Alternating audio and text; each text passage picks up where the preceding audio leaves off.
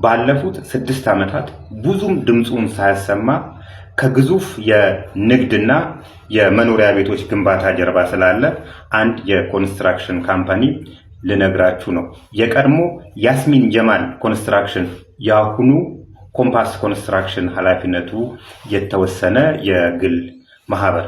ይህ ኮንስትራክሽን ካምፓኒ ካጠናቀቃቸውና ካስረከባቸው ኮንስትራክሽን ሳይቶች መካከል ሀያት ሪል ስቴት ወሰን አካባቢ የሚገኝ እያንዳንዳቸው 22 ወለል ያላቸውን 14 ብሎኮችን አጠናቆ ለመጨረስ የፈጀበት ጊዜ 2 ዓመት ከ6 ወር ብቻ ነው።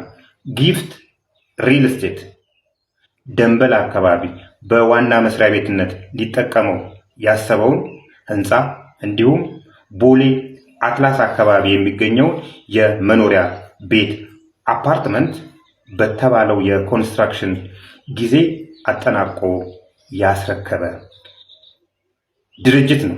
ሌላኛው ቡዛየው ፋውንዴሽን ነው። አቶ ቡዛየውን የማታውቁ ሰዎች የኢስት አፍሪካን ሆሊዲንግስ ባለቤት ሲሆኑ ከአዲስ አበባ ከተማ መስተዳድር ጋር በጋራ በመሆን የ180 ቀናት ፕሮጀክት ነው።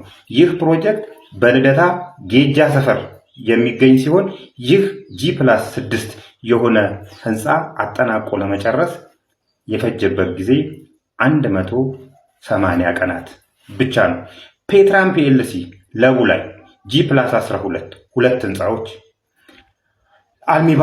አሚባራ ፕሮፐርቲስ ፍልውሃ ላይ እያንዳንዳቸው G+18 የሆኑ ሁለት ህንፃዎችን በተባለው የኮንስትራክሽን ጊዜ ያጠናቀቀ ድርጅት ነው ኮምፓስ ፕሮፐርቲስ።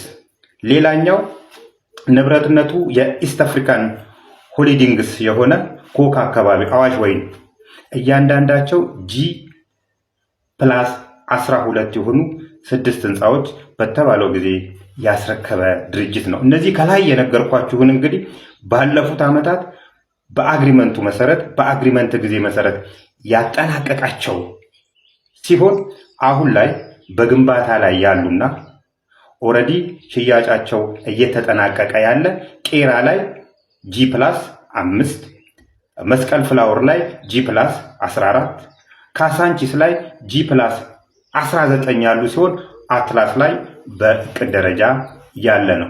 ኮምፓስ ፕሮፐርቲስ ወይንም ኮምፓስ ኮንስትራክሽን ኃላፊነቱ የተወሰነ የግል ማህበር መገኛው መስቀል ፍላወር አስቴር ፕላዛ 9ኛ ፎቅ ላይ ነው።